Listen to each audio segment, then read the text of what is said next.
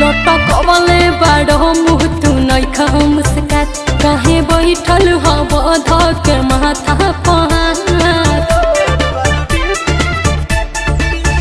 लटकवले बाड़ो मुँह तू नइखा मुस्कात काहे बैठल हब धक माथा पहात। अरे ऑनलाइन लो अब न करब गम में डूबल बानी धोखा खा के।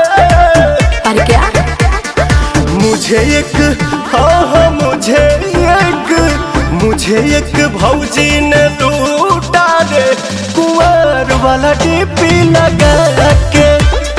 मुझे एक भौजी ने लूटा रे कुंवर वाला डीपी लगा के।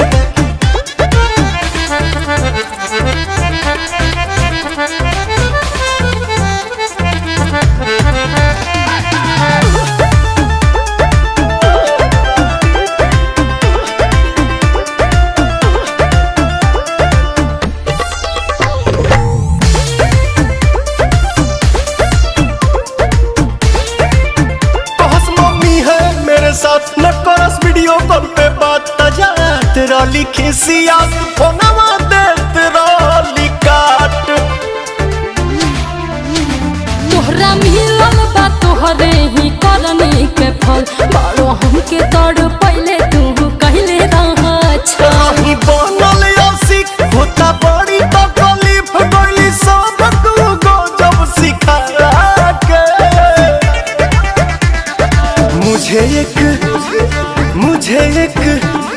मुझे एक भौजी ने लूटा रे कुंवर वाला डीपी लगा के। मुझे एक भौजी ने लूटा रे कुंवर वाला डीपी लगा के।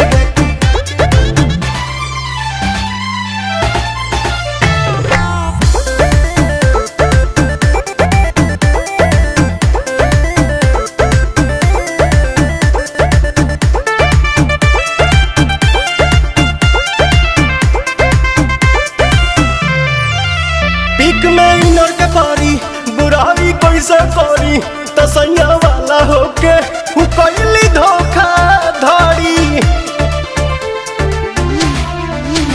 छोड़ा जाए दाना कैला तू गलती जवन अफसोस मत कर प्रिय दरसी पवन। देहो कैसे भुलाई दिली आदत धराई रातों रात भर हमसे बतिया के।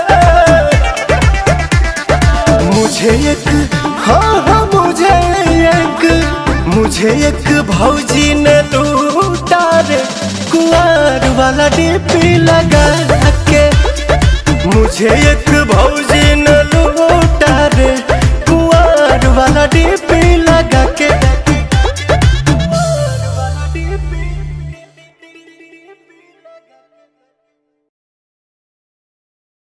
मुझे एक भौजी ने लूटा रे कुंवर वाला डीपी लगा के। मुझे एक भौजी ने लूटा रे कुंवर वाला डीपी लगा के।